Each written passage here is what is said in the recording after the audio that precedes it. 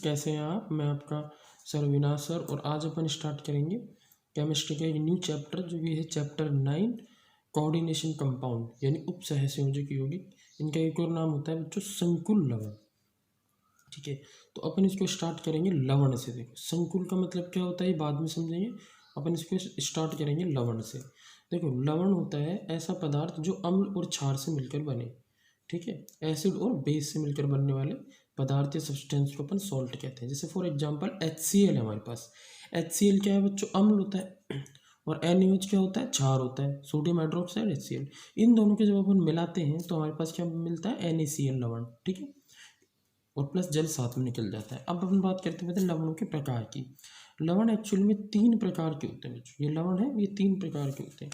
कौन कौन से होते हैं, देखो पहला होता है बच्चों सामान्य लवण, दूसरा होता है द्विक लवण और तीसरा होता है संकुल लवण। द्विक लवण और संकुल लवण इन दोनों को क्या बोला जाता है, योगात्मक यौगिक। द्विक लवण और संकुल लवण को क्या बोला जाता है बच्चों, योगात्मक यौगिक बोला जाता है। ठीक है, तो हमारे सिलेबस में योगात्मक यौगिक है। सामान्य लवण हम सब बचपन से पढ़ते आ रहे हैं, एक बार दोबारा देख लेते हैं। ऐसे लवण जिनमें एक ही प्रकार का बच्चों धनायन और एक ही प्रकार का ऋणायन हो, सामान्य लवण कहलाते हैं। ठीक है, ये अम्ल व क्षार से मिलकर बने हुए स्थायी लवण होते हैं। सामान्यतः इनकी प्रकृति कैसी होती है, आयनिक, मतलब कुछ उदासीन या सहसंयोजक प्रकृति के लवण भी हो सकते हैं, लेकिन जनरली आयनिक हम देखते हैं इसमें।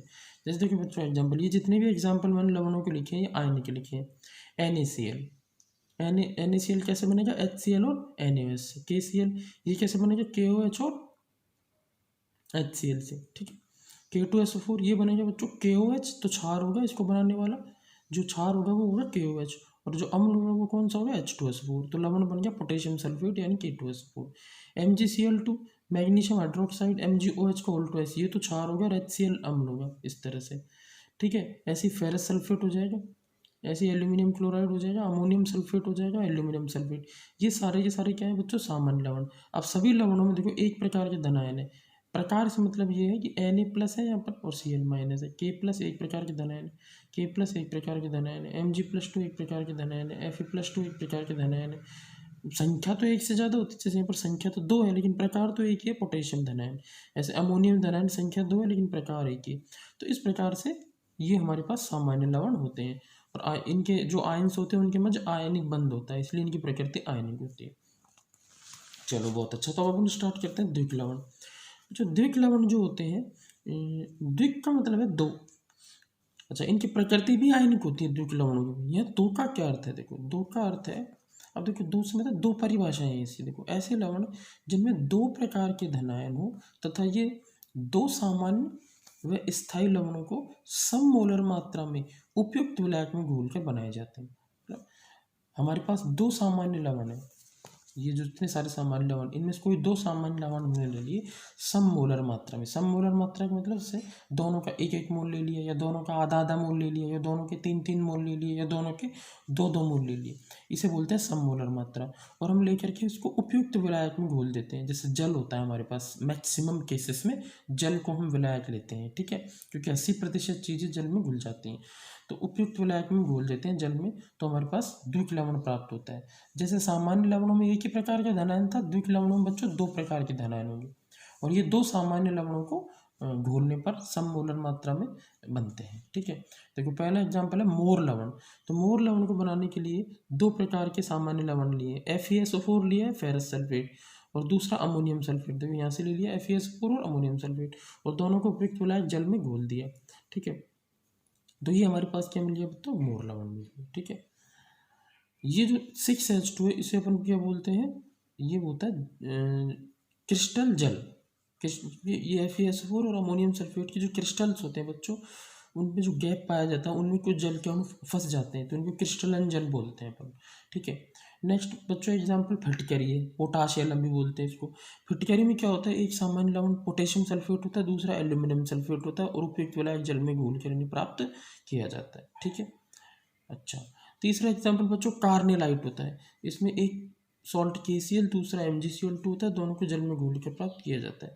क्रिस्टलन जल की मात्रा यहाँ पर देखो अलग अलग है, यहाँ पर 6 है मोर लवण में, फिटकरी में 24 है, कार्नेलाइट में 10 है। लेकिन जो दूसरे दो सामान्य लवण ले रहे हैं उनकी सममोलर मात्रा, जैसे इसका 1 मोल है तो इसका भी 1 मोल है, इसका 1 मोल है, इसका भी 1 मोल है, इसका 1 मोल है, इसका भी 1 मोल है। इस तरह से ये द्विक लवण हमारे पास होते हैं। ठीक है। अब बच्चों तीसरे बहुत इंपॉर्टेंट वो है संकुल लवण, जो हमें पूरे चैप्टर में पढ़ने हैं। तो इनकी प्रकृति बच्चों, जैसे इसकी आयनिक थी, इसकी आयनिक थी, इनकी प्रकृति होती है उपसहसंयोजक प्लस कुछ आंशिक आयनिक होती है। एग्जाम्पल से समझ में आएगा। ये केंद्रीय धातु परमाणु या आयन तथा लिगैंड के मध्य बने उपसहसंयोजक बंध से बनते हैं। ठीक है। जिनमें धातु तो लुईस अम्ल की तरह व लिगैंड लुईस क्षार की तरह व्यवहार करता है। बच्चों लुईस अम्ल और लुईस क्षार से मिलकर बनने वाले लवण है संकुल लवण। और संकुल लवण में संकुल शब्द का क्या अर्थ है ये अपन आगे देखेंगे, लेकिन इंपॉर्टेंट बात है कि इनको लवण इसलिए कह रहे हैं क्योंकि ये लुईस अम्ल और लुईस क्षार से मिलकर बने हुए हैं। लुईस अम्ल और लुईस क्षार से मिलकर बने हुए इसलिए लवण होते हैं। लुईस अम्ल कौन होते हैं? जो इलेक्ट्रॉन में ग्रहण करते हैं, और वो होते हैं धातु, केंद्रीय धातु परमाणु आयन। केंद्रीय धातु परमाणु आयन लुईस अम्ल की तरह व्यवहार करते हैं इन लवणों में, और लिगैंड लुईस क्षार की तरह व्यवहार करते हैं इलेक्ट्रॉनिक देके। देखिए इसको अपन इस एग्जांपल से क्लियरली समझ सकते हैं। अच्छा, संकुल लवण की एक पहचान और ब्रैकेट वाला, इन संकुल आयन जो होगा वो ब्रैकेट में लिखा रहता है, बड़े ब्रैकेट में। बड़े ब्रैकेट का मतलब होता है बच्चों इस तरीके के ब्रैकेट। ठीक है। अच्छा, संकुल लवण देखो, संकुल लवण में इस तरीके का ब्रैकेट आपको मिलेगा देखने को। संकुल लवण जो भी होगा उसमें बड़े ब्रैकेट वाला एक आयन मिलेगा, संकुल भाग। ठीक है। इसमें दो स्पीसीज होती हैं, दो प्रकार की स्पीसीज। कितने प्रकार की स्पीसीज होती है बच्चों? दो। एक को बोलते हैं अपन लुईस अम्ल और एक को बोलते हैं लुईस क्षार, तभी तो बनेगा हमारा लवण लुईस संकुल लवण।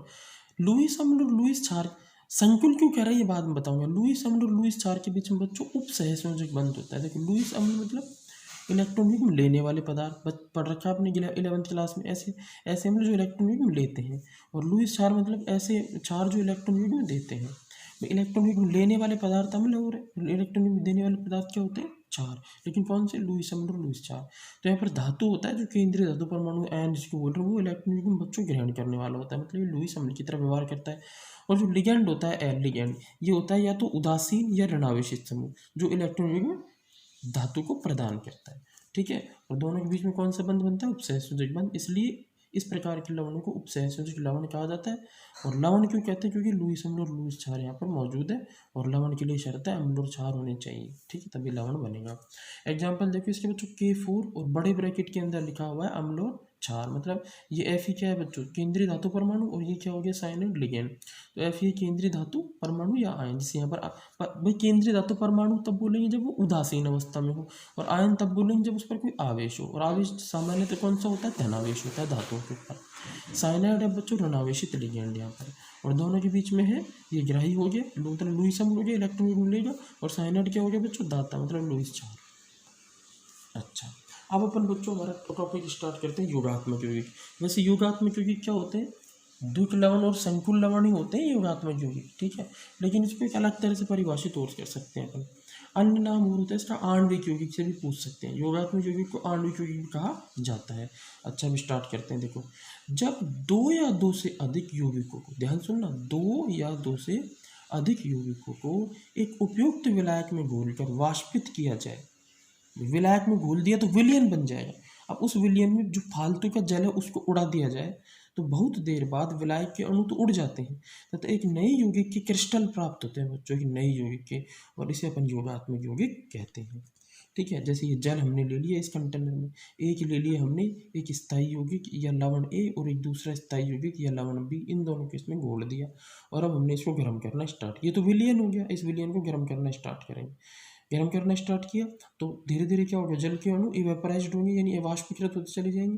वाष्पीकरण की दर बढ़ेगी तो जल के अणु सारे सारे गायब हो जाएंगे। कुछ जल के अणु, लेकिन कुछ जल के अणु क्रिस्टल में फंस सकते हैं, जिनको अपन क्रिस्टलन जल कह रहे हैं, जैसे पिटकरी में, कार्नेलाइट में, मोर लवण में अपन ने देखा था। ठीक है। तो वाष्पीकरण हो गया। इसके बाद अंत में कुछ क्रिस्टल्स प्राप्त होते हैं यौगिक के, इन्हें अपन योगात्मक यौगिक कहा जाता है। इनको योगात्मक यौगिक कहते हैं। ठीक है। अच्छा बच्चों, अब अपन ये देखते हैं कि ए व बी जो हमने लिया है इसकी मोलर मात्राएं समान भी हो सकती है और समान नहीं भी हो सकती। द्विक लवण में तो मोलर मात्राएं समान होती है, लेकिन संकुल लवण में समान नहीं होती। योगात्मक यौगिक के दो प्रकार होते हैं, हम जानते हैं। एक तो होता है बच्चों कौन सा? द्विक लवण, जिसको डबल सॉल्ट कहते हैं इंग्लिश में। एक होता है उपसहसंयोजक यौगिक या संकुल लवण, ये कॉम्प्लेक्स सॉल्ट। सबसे पहले अपन लेते हैं बच्चों डबल सॉल्ट एंड द्विक लवण। भाई वही वाली बात मैंने पीछे बताई थी, ये दो सामान्य लवणों की सममोलर मात्रा से प्राप्त होते हैं। मतलब हमको इनको प्राप्त करने के लिए दो सामान्य लवण लेने पड़ेंगे, दो से ज़्यादा भी हो सकते हैं, लेकिन हमारे सिलेबस में जितने केस हैं उसमें दो सामान्य लवण है और इनकी सममोलर मात्रा होती है। मतलब जैसे अगर 1 मोल ए लिया है तो 1 मोल बी लेना पड़ेगा, आधा मोल ए लिया है तो आधा मोल बी लेना पड़ेगा, 2 मोल ए लिया है तो 2 मोल बी लेना पड़ेगा। इस तरह से लेते हैं। इनका एक और नाम होता है बच्चों, वो है जालक यौगिक। क्या है बच्चों? जालक यौगिक, द्विक लवण या जालक यौगिक। अच्छा, परिभाषा कहाँ से स्टार्ट होगी? वे योगात्मक यौगिक, ध्यान सुनना, वे योगात्मक यौगिक जो ठोस अवस्था में तो बच्चों स्थायी होते हैं, ठोस अवस्था में तो स्थायी होते हैं, परंतु जैसे ही जल में घोला जाता है तो इनका विलयन बन जाता है और ये सरल आयनों में टूट जाते हैं, अर्थात अपनी पहचान को ये खो देते हैं। जैसे मतलब बिखर जाते हैं अपने आयंस में, और जैसे अपने आयंस में बिखर जाते हैं अपनी पहचान खो देते हैं। ठोस अवस्था में तो इनके आयंस जो होते हैं इनके बीच में स्थिर विद्युत आकर्षण बल होता है धनायन और ऋणायनों के बीच में, लेकिन जैसे ही जल में घोलते हैं तो जल का डाइलेक्ट्रिक कांस्टेंट 81 होता है, परावैद्युत स्थिरांक। तो जल क्या करता है, इनके जो आयंस होते हैं इनको दूर दूर कर देता है, जल के अणु बीच बीच में आ जाते हैं इनके आयंस के बीच में, और इसलिए जो क्या होता है ये अपने आयंस में बिखर जाते हैं और अपनी पहचान ये खो देते हैं। ठीक है, इन्हें द्विक लवण कहा जाता है। द्विक का मतलब दो प्रकार के धनायन होते हैं, मैं आपको पहले बता चुका हूँ। ठीक है, द्विक लवण में दो प्रकार के धनायन पाए जाते हैं। विलयन में इनके सभी धनायन अपना स्वतंत्र परीक्षण देते हैं। जितने भी धनायन उत्पन्न, धनायन और ऋणायन, आयन से मतलब धनायन और ऋणायन जितने भी होंगे वो अपना स्वतंत्र परीक्षण देंगे, क्योंकि सारे आयन बिखर जाते हैं विलयन में। द्विक लवणों की प्रकृति बच्चों आयनिक होती है। इसमें मैंने 3 उदाहरण जो पिछले पेज पे पढ़ाए थे वही है। बस सबसे पहले बच्चों मोर लवण है। मोर लवण में भी सीधी सी बात है, FeSO4 अमोनियम फेरस सल्फेट सामान्य लवण फर्स्ट हो गया, इसकी 1 मोल ले लो। अमोनियम सल्फेट सामान्य लवण हो गया दूसरा, इसका भी 1 मोल ले लो, दोनों को जल में घोल दो तो हमारे पास ये मिल जाएगा मोर लवण। अच्छा, इसको जब अपन, ये मोर लवण तो क्या ठोस अवस्था में है, अभी ये स्थायी है, लेकिन जैसे इसको जल में घोलेंगे बच्चों, जल में ये अपने आयंस में टूट जाएगा। जैसे कौन कौन से आयन मिलेंगे इसमें? फेरस आयन मिलेंगे हमको, 2 अमोनियम आयन मिलेंगे और 1 सल्फेट आयन मिलेगा। फेरस, अमोनियम और सल्फेट, और ये सारे के सारे आयन अपना स्वतंत्र परीक्षण देंगे। भाई ये जो मोर लवण है ये ठोस अवस्था में स्थायी है, लेकिन जैसे ही जल में घुला तो जल ने इसको अस्थायी कर दिया, मतलब अपने सारे आयन में बिखेर दिया। ठीक है, तो और ये सारे आयन अपना स्वतंत्र परीक्षण देते हैं। 3 चीज़ें हैं इसमें। सबसे पहली बात क्या है, ठोस अवस्था में स्थायी है। दूसरी बात क्या है, जैसे ही पानी में घोलेंगे तो अपने आयंस में बिखर जाएंगे सारे आयंस में। और तीसरी बात क्या है, वो आयन स्वतंत्र परीक्षण देंगे। क्लियर है 3 बातें? वो आयन स्वतंत्र परीक्षण देंगे। ठीक है, देखो और अच्छे से मैंने इसको और एक्सप्लेन कर दिया है, देखो ध्यान से। मोर लवण में 2 सामान्य लवण, FeSO4 हो गया, B अमोनियम सल्फेट हो गया, फेरस सल्फेट अमोनियम सल्फेट, जो जल में घोला गया है तथा विलयन का वाष्पीकरण किया गया है, अंत में मोर लवण के क्रिस्टल बन जाते हैं। देखो ये हमारे पास क्या हो गया, जल। ठीक है, ये ऐसे बन गया, ये जल हो गया, जल के अणु है।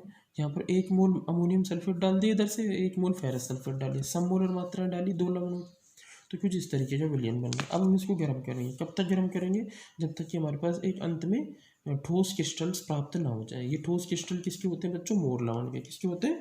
मोर लवण के। मोर लवण का फॉर्मूला ये है, ये 6H2 क्रिस्टलन जल के अणु होते हैं जो कुछ बच जाते हैं। ठीक है, अच्छा ये तो बोल गया। अब इस मोर लवण, इसकी प्रकृति जानने के लिए इसमें फिर से अपन मतलब पानी डाल देते हैं। ये तो ठोस अवस्था में आ गया है ना, वैज्ञानिकों ने हमें इस तरह से बना के भेज दिया मोर लवण डब्बे में बंद करके। अब हम उस मोर लवण को लेंगे, खोलेंगे, पात्र में डालेंगे, ठोस अवस्था में स्थायी है ये। ठीक है, अब इसको अपन जल में घोलेंगे बच्चों। किस में घोलेंगे? पानी में। तो जैसे अपन इसको पानी में घोलेंगे तो पानी क्या करेगा, इसके सभी आयंस को दूर दूर कर देगा, फेरस आयन को, अमोनियम आयन को, सल्फेट, और ये आयन अपना क्या देंगे? स्वतंत्र परीक्षण, मतलब अपनी पहचान खो देगा मोर लवण। समझिए, सभी आयन स्वतंत्र परीक्षण देंगे, ऐसा ये पहचान खो देते हैं। क्लियर है? तो योगात्मक यौगिक बच्चों 2 प्रकार के होते हैं। सबसे पहला होता है द्विक लवण, ऐसे लवण जो, ये ऐसे योगात्मक यौगिक जो ठोस अवस्था में तो बच्चों स्थायी है, परंतु जल में घोलने पर अपने आयंस में विभक्त हो जाते हैं, सरल आयंस में विभक्त हो जाते हैं और अपनी पहचान खो देते हैं। सरल आयन सारे और ये अपनी पहचान खो देते हैं। और सबसे इम्पोर्टेंट बात, ये सारे आयन अपना स्वतंत्र परीक्षण देते हैं। दूसरा एग्जाम्पल है बच्चों फिटकरी या पोटाश एलम। फिटकरी में देखो पहला लवण है पोटेशियम सल्फेट, इसकी भी 1 मोल मात्रा ले ली। दूसरा लवण है एल्यूमिनियम सल्फेट, 1 मोल मात्रा ले ली और जल में घोल दिया, तो ये स्थायी होता है ठोस अवस्था में। जैसे अपन जल में घोलेंगे तो पोटेशियम आयन, एल्यूमिनियम 2 मोल पोटेशियम, 2 मोल एल्यूमिनियम, 4 मोल सल्फेट आयन देंगे और सभी आयन अपना स्वतंत्र परीक्षण देंगे। क्लियर है। तीसरा एग्जाम्पल बच्चों कार्नेलाइट। इसको कैसे बनाएंगे, 1 मोल KCl या आधा मोल KCl ले लो, जैसे आधा मोल KCl लिया और तो आधा ही मोल आपको लेना पड़ेगा MgCl2। ऐसे नहीं इसका 1 मोल ले लिया और इसका आधा मोल ले लिया तो नहीं बनेगा, सम मोलर मात्रा होनी चाहिए। और 10 मोल जल में, मतलब जल के में इसको घोल दिया तो ये ठोस अवस्था में तो क्या होगा बच्चों, स्थायी होगा बनने के बाद। ठोस अवस्था में बच्चों स्थायी होगा, लेकिन जैसे ही इसको अपन जल में घोलेंगे, जल में घोलने के बाद ये अपने आयनों में विभक्त हो जाएगा completely. Potassium ion, magnesium ion, सारे के सारे आयन बनेंगे यहाँ पर जितने भी होते हैं, सारे के सारे आयन बनेंगे और वो अपना स्वतंत्र परीक्षण देंगे। जैसे ये आयन है हमारे पास, कार्नेलाइट का पहला आयन है पोटेशियम आयन, दूसरा आयन है बच्चों मैग्नीशियम आयन और तीसरा आयन है क्लोराइड आयन। परीक्षण जो प्रयोगशाला में देंगे, प्रयोगशाला में करेंगे अपन परीक्षण, पोटेशियम आयन अपना परीक्षण देगा, मैग्नीशियम आयन अपना परीक्षण देगा, क्लोराइड आयन अपना परीक्षण देगा, तो सारे के सारे आयन अपने परीक्षण देते हैं। तो ये है हमारे पहले योगात्मक यौगिक द्विक लवण। और अब बच्चों स्टार्ट करते हैं दूसरे प्रकार के योगात्मक यौगिक, वो है उपसहसंयोजक यौगिक या संकुल लवण, कॉम्प्लेक्स सॉल्ट भी बोलते हैं इनको।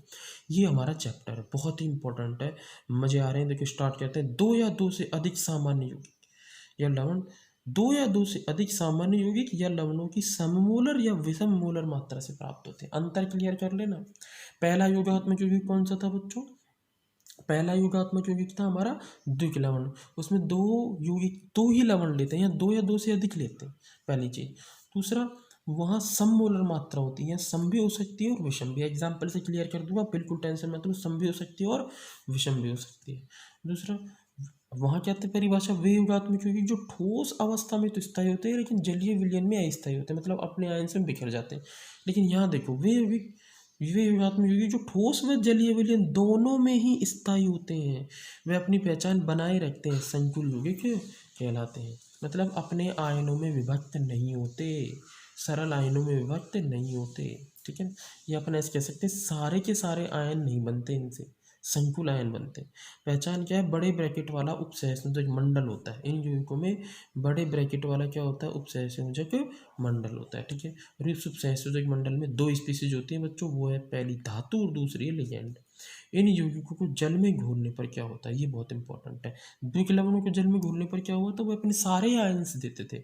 इन यौगिकों को जल में घोलने पर ये संकुल आयन बनाते हैं। This is very very important. और संकुल आयन क्या होता है, अधिकांश उदाहरणों में संकुल आयन अपन सब जानते हैं, संकुल आयन वो आयन होता है जिसमें एक धातु और लिगैंड, धातु हो और लिगैंड, 2 प्रकार की स्पीसीज होती है, धातु और लिगैंड, और उनके बीच में कौन सा बंध होता है, उपसहसंयोजक बंध।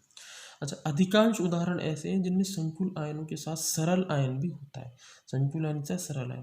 कुछ उदाहरण बच्चों ऐसे हो सकते हैं जिनमें दोनों संकुल आयन हो। भाई लवण है ये, उपसहसंयोजक लवण हम पढ़ रहे हैं, तो लवण में एक धनायन होगा एक ऋणायन होगा, ठीक है। यहाँ क्या होते हैं, दोनों आयन सरल नहीं होते, ठीक है, एक आयन उनमें से संकुल होता है। मैक्सिमम एग्जाम्पल ऐसे हैं जिनमें संकुल आयन के साथ सरल आयन होता है, कुछ में दोनों आयन संकुल होते हैं, कुछ ऐसे होते हैं जिसमें केवल उदासीन संकुल होता है। देखो तीनों प्रकृति में बताता हूँ, तीनों प्रकार के एकदम। K4FeCN का होल 6, ठीक है, इसको आप जल में घोलो, ये उपसहसंयोजक लवण है, ठीक है, K4FeCN। इसको जब आप जल में घोलेंगे तो सरल आयन बनेगा यहाँ पर पोटेशियम आयन, 4 पोटेशियम आयन ही सरल आयन। ब्रैकेट के बाहर जो आयन लिखा हुआ है बच्चों वो सरल है, इस पर ध्यान रखना। 4 पोटेशियम आयन बच्चों सरल है। और ये जो कॉम्प्लेक्स है हमारे पास ब्रैकेट वाला, इसके ऊपर कितना आवेश आएगा, जैसे यहाँ पर 4 है तो ये इधर चला जाएगा -4, तो संकुल आयन ऋणावेशित है। संकुल आयन कैसा है बच्चों, ऋणावेशित है, ब्रैकेट वाला, ठीक है। अच्छा, ये वाला एग्जाम्पल ऐसा है जिसमें संकुल उदासीन है, आगे और पीछे कोई आयन जब ना हो तो संकुल पे कोई आवेश नहीं होता, संकुल उदासीन होता है, केवल संकुल भाग है सरल आयन। और अगर इस पर चार्ज होता तो हमें लिखा मिलता है, यहाँ कुछ भी नहीं लिखा हुआ, मतलब ब्रैकेट के ऊपर कुछ भी कोई आवेश नहीं लिखा हुआ, मतलब ये उदासीन संकुल है, ठीक है। ये वाला जो संकुल है ये बच्चों धनावेशित है, क्योंकि आगे लिखा हुआ है, पीछे सरल आयन लिखा हुआ है 3Cl। जल में घोलेंगे तो बच्चों धनावेशित संकुल मिलेगा हमें ये वाला, और 3Cl- सरल आयन मिलेंगे, ठीक है। तो किसी भी उपसहसंयोजक यौगिक में संकुल भाग हमेशा होता है, देखो इसमें है, इसमें भी है, इसमें भी है, लेकिन सरल देखो इसमें नहीं है, इसमें और इसमें है, क्लियर है। तो इसलिए इन यौगिकों को क्या बोला जाता है, संकुल यौगिक बोला जाता है, क्योंकि संकुल भाग सब में है। और संकुल भाग क्या होता है, जिसमें धातु और लिगैंड उपस्थित होते हैं, जिनके मध्य कौन सा बंध होता है, उपसहसंयोजक बंध, जिसमें धातु लुईस अम्ल की तरह, लिगैंड लुईस क्षार की तरह व्यवहार करता है। अच्छा बच्चों, ये एग्जाम्पल ऐसा है जिसमें दोनों भाग संकुल, ये पूरा एक ही यौगिक है, अलग अलग नहीं है। इसमें को आगे वाला भाग भी ब्रैकेट वाला है यानी धनावश्य संकुल आयन है, पीछे वाला भाग भी ब्रैकेट है यानी ऋणावश्य संकुल। ऐसे एक बहुत कम एग्जाम्पल है सिलेबस में। तो इन यौगिकों को जल में घुलने पर इनका आंशिक आयनन होता है, अर्थात ये सरल आयन व संकुल आयनों में वियोजित होते हैं, परंतु संकुल भाग में धातु व लिगैंड आयनित नहीं होते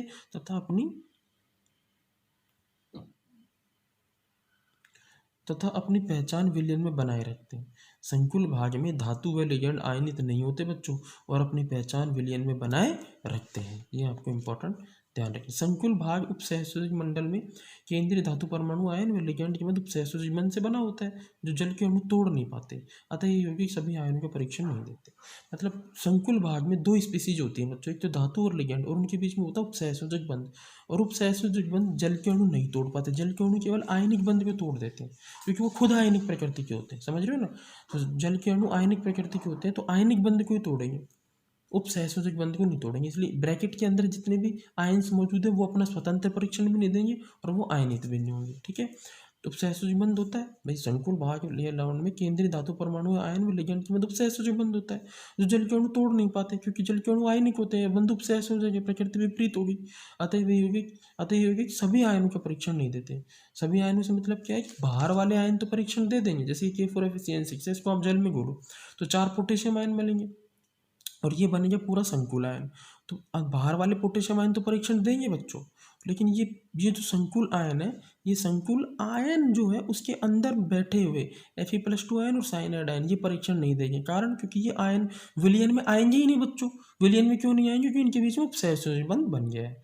क्लियर हो रहा है? यहाँ पर उपसहसुजिक बंध, इस बंध को जल का अणु ब्रेक नहीं कर सकता, तो ये आयन फ्री नहीं होंगे और इसलिए यहाँ पर ये पूरा पूरा संकुल आयन बन जाएगा। ठीक है, जिन स्थायी यौगिकों से ये उपसहसुजिक यौगिक बनते हैं बच्चों, उनकी मोलर मात्राएं समान हो भी सकती हैं और नहीं भी। ये इंपॉर्टेंट है। द्वितीय लवण में हमने देखा था कि हमेशा समान होती हैं। जैसे K4FeCN6 विषम मोलर मात्राओं से बनने वाला संकुल लवण है।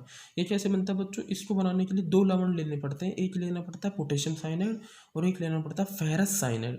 अब देखो फेरस साइनाइड में क्या होता है, फेरस आयन और साइनाइड आयन के बीच आयनिक बंध है। ये सामान्य लवण है बच्चों और ये भी सामान्य लवण है। इन दोनों को जब मिला दिया ना आपने, तो क्या हुआ, जो Fe है फेरस आयन, वो 6 साइनाइड लिगैंडों से जुड़ जाता है। ये लिगैंड बन जाते हैं, यहाँ से 4 साइनाइड आ जाते हैं, यहाँ से 2, तो ये सारे के सारे एक साथ आ जाते हैं बड़े ब्रैकेट में और ये 4 पोटेशियम बाहर रह जाते हैं। तो इसकी कितनी मोलर मात्रा ली है? 4 मोल, और इसकी हमने 1 मोल मात्रा ली और हमें 1 मोल संकुल यौगिक प्राप्त हो गया। तो ये सम मोलर मात्रा से बना हुआ संकुल यौगिक है। सम मोलर मात्रा का मतलब क्या है? एक मिनट बच्चों, विषम मोलर मात्रा से बना हुआ है, सममोलर नहीं, विषम मोलर मात्रा से। विषम मोलर मात्रा का मतलब KCN के 4 मोल है और FeCN2 के 1 मोल है। ठीक, इसके 4 या इसके 1 हो जाते तो सम बोलते अपन। दूसरा एग्जाम्पल बेटो KAgCN का उल्टा है सम मोलर मात्रा से। AgCN और KCN के 1-1 मोल अगर हम ले लें तो Ag के साथ CN जुड़ा हुआ है, एक CN ये और जुड़ जाता है, 2 लिगेंड आ गए यहाँ पर, 1 मोल संकुल यौगिक और सरल आयन हो गया पोटेशियम। अच्छा, इन उपसहसंयोजक लवणों की प्रकृति बच्चों सहसंयोजक होती है। इन उपसहसंयोजक लवणों की प्रकृति कैसी होती है बच्चों? सहसंयोजक होती है। क्लियर हो रहा है ना? सहसंयोजक क्यों होती है? क्योंकि यहाँ पर उपसहसंयोजक बंध है। किसके बीच में बच्चों? केंद्रीय धातु परमाणु आयन या लिगैंड के मध्य में है। अब देखो बच्चों, कुछ अन्य परिभाषाएं हो रहे हैं। एक परिभाषा और उपसहसंयोजक यौगिक की निकल के आती है, वो क्या है अंत में? वे यौगिक जो केंद्रीय धातु परमाणु आयन व लिगैंड के मध्य उपसहसंयोजक बंध से बनते हैं। क्लियर सी बात है, उपसहसंयोजक यौगिक कहलाते हैं। यहाँ धातु लुईस अम्ल की तरह व्यवहार करता है, पहले पेपर ने देख लिया, लिगैंड लुईस क्षार की तरह व्यवहार करता है। धातु तो बच्चों इलेक्ट्रॉन युग्म लेता है और लिगैंड इलेक्ट्रॉन युग्म देता है, अतः प्राप्त यौगिक संकुल लवण कहलाता है। लवण क्यों बोल रहे हैं? क्योंकि अम्ल और क्षार है यहाँ पर। द्वितीय लवण में संकुल लवण में 4 अंतर आपको लिखने हैं और आप ये 4 अंतर कैसे लिखेंगे, ये आप इन दोनों टॉपिकों को अच्छे से पढ़ना। जैसे मैं हिंट दे देता हूँ आपको। पहला अंतर द्वितीय लवण और संकुल लवण में क्या होना चाहिए बताओ? मोलर मात्राओं का। द्वितीय लवण जो होते हैं सममोलर मात्रा से मिलकर बनते हैं, जबकि संकुल लवण सममोलर भी हो सकती है या विषम मोलर भी हो सकती है। दूसरा अंतर बच्चों मैं आपको बता देता हूँ इसमें। द्वितीय लवण जो होते हैं अपने ठोस अवस्था में स्थायी होते हैं, विलयन में अपने आयंस में टूट जाते हैं, लेकिन संकुल लवण दोनों में ही स्थायी होते हैं, क्योंकि विलयन में भी इनके आयंस बने रहते हैं, टूटते नहीं। ठीक है, तीसरा जो कि बच्चों अंतर बता देता हूँ, द्विक लवण की प्रकृति बच्चों आयनिक होती है, जबकि संकुल लवण की प्रकृति कैसी होती है, सहसंयोजक होती है। अब एक अंतर आपको जरूर लिखना है, 3 अंतर मैंने आपको बता दिए। Thank you very much. Please जिन बच्चों ने मेरा चैनल सब्सक्राइब नहीं किया है वो सब्सक्राइब जरूर कर ले बच्चों, बहुत अच्छे अच्छे वीडियोज़ मैं बना कर डालता रहूँगा। सब्सक्राइब मतलब अपनी आईडी खोलें आप यूट्यूब पे, और अपनी आईडी से यूट्यूब खोलें, डायरेक्ट यूट्यूब नहीं खोलना, अपनी आईडी से यूट्यूब खोलना। और अपनी आईडी से यूट्यूब खोलने के बाद आप क्या करना, जो रेड सब्सक्राइब का बटन है उसको दबा देना, और एक बेल आइकन होता है उसको हिट कर देना, और कमेंट बॉक्स होता है उसके नीचे आप बच्चों कमेंट लिखा करो कि सर ये वाली चीज़ हमें समझ में नहीं आई, तो मैं उसको दोबारा से वहाँ रिप्लाई कर दूँगा। ठीक है, थैंक यू वेरी मच, और सब्सक्राइब जरूर कर देना सब बच्चे।